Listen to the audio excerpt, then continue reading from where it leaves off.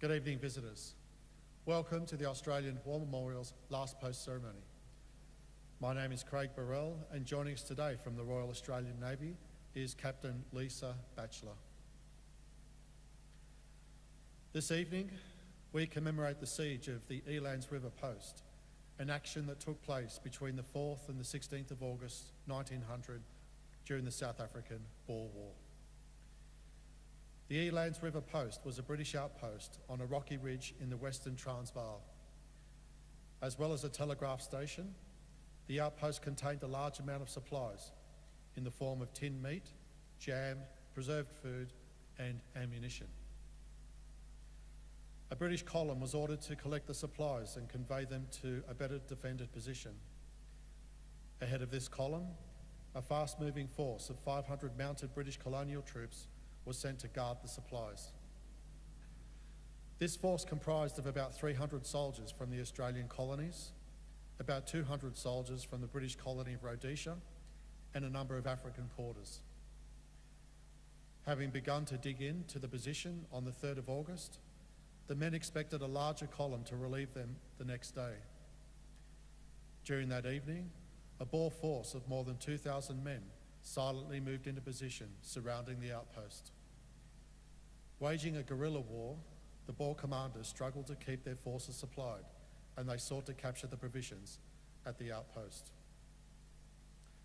At dawn on the 4th of August, the Boers opened fire on the outpost.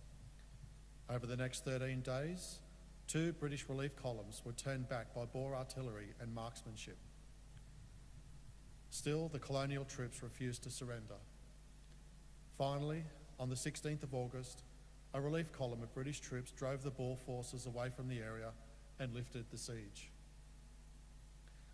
8 Australians died during the siege or from wounds, along with 6 Rhodesians and 7 African porters. Shortly, we will tell the story of Corporal Charles William Norton, who was killed during the siege of Elands River. We are honoured to acknowledge Mr. John King, President, Returned and Services League of Australia, ACT branch. We welcome the veterans who have served, those that are still serving, and the families that love and support them.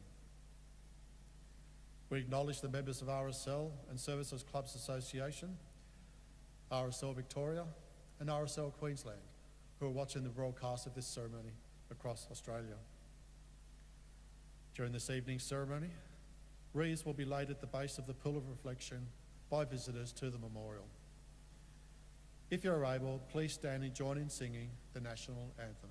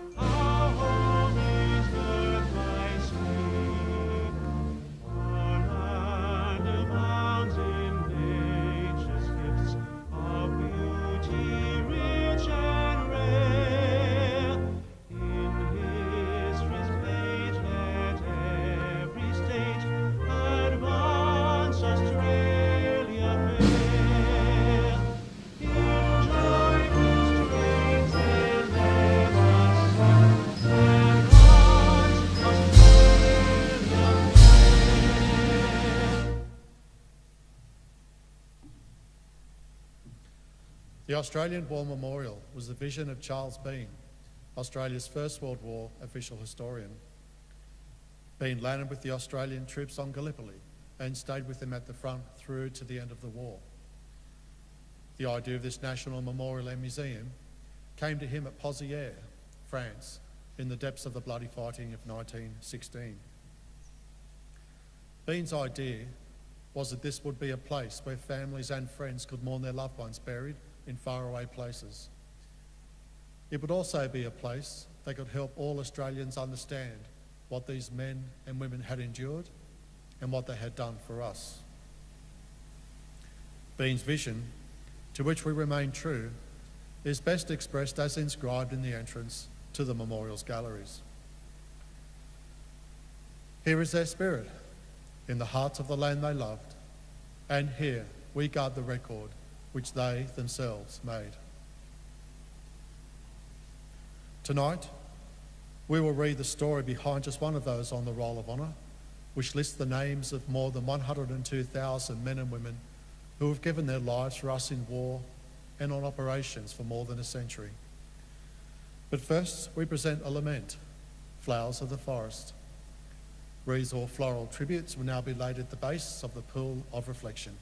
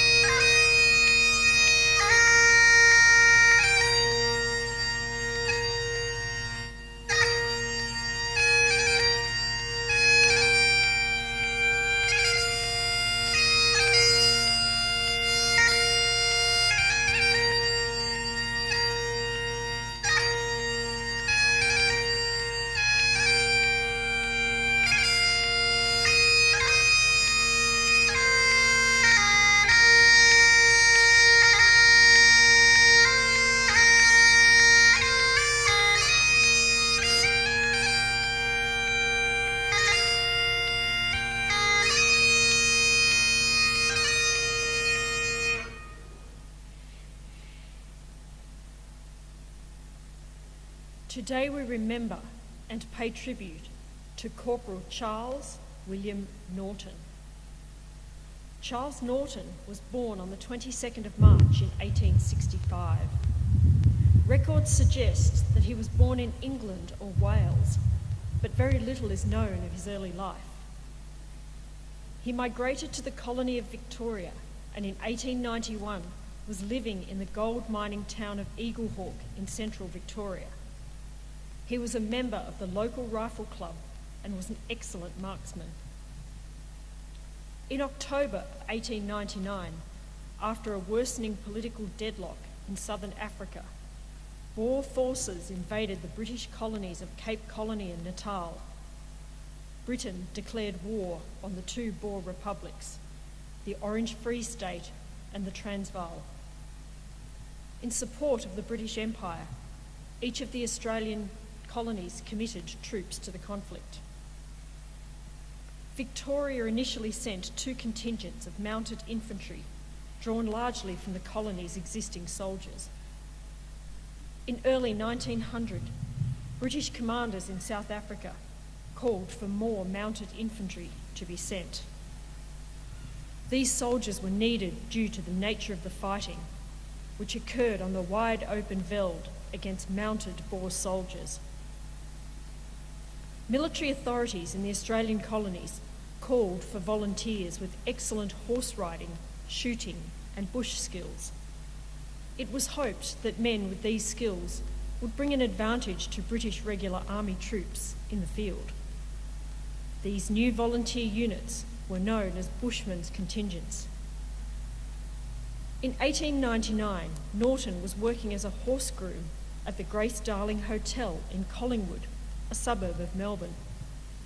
There was a tale told that Norton was once assaulted at the hotel for his supposedly pro-Boer views. Perhaps to silence his critics, he volunteered for service early in 1900. He passed the medical, shooting and riding tests and was enlisted in the 3rd Victorian Bushmen's Contingent. He began training with the other members of the unit at Langwarrin, southeast of Melbourne. With his rifle club experience, horse riding abilities and skills in the field, he was selected to become a non-commissioned officer and promoted to the rank of corporal. The 3rd Victorian Bushmen embarked on the transport ship Euryalus at Melbourne in early March and set sail for South Africa. Stopping briefly at Cape Town, the contingent sailed north along the east coast to Beira in modern-day Mozambique.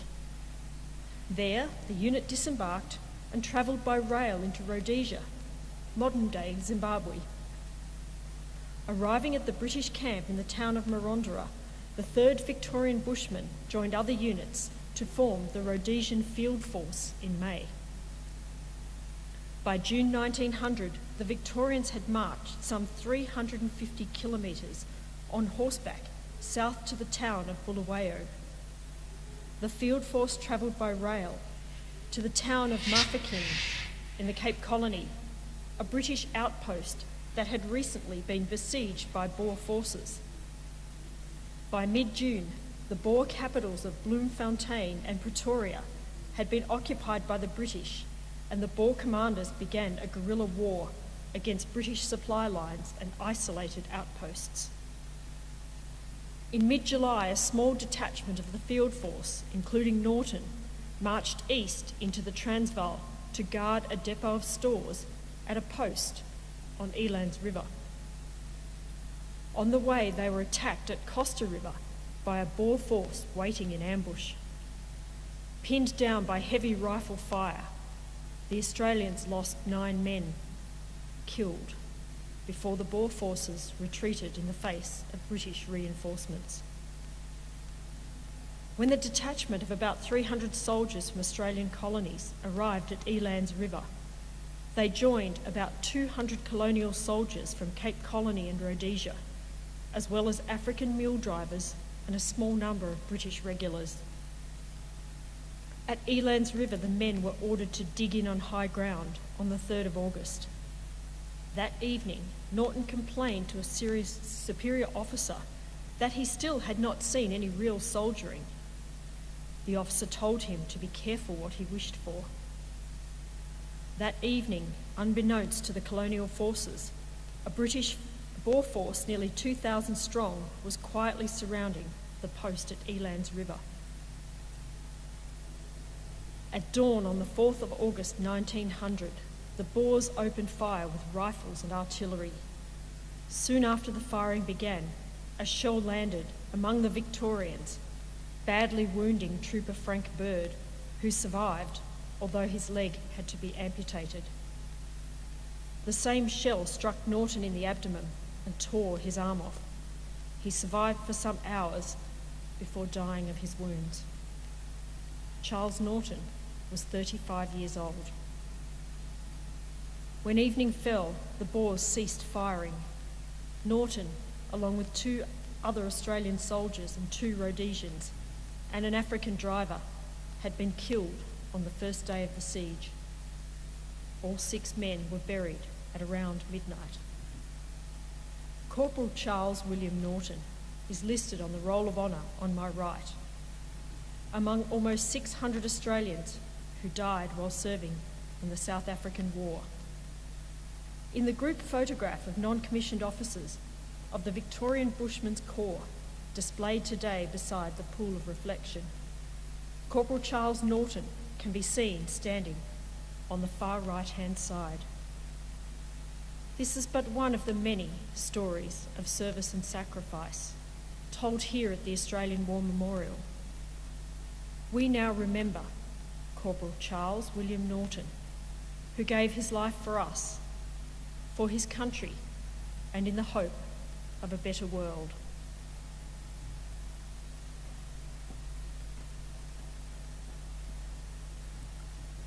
Please stand for the ode and the sounding of the last post.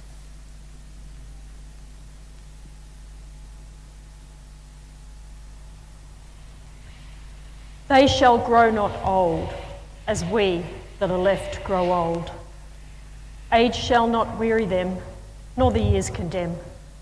At the going down of the sun, and in the morning, we will remember them.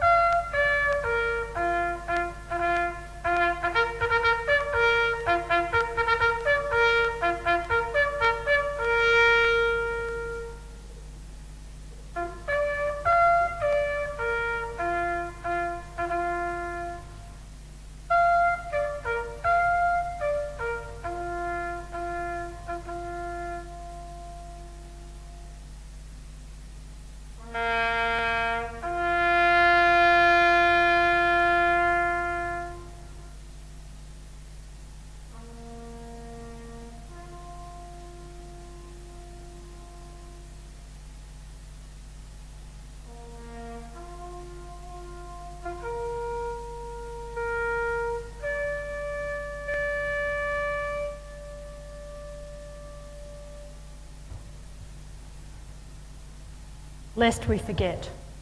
Lest we forget.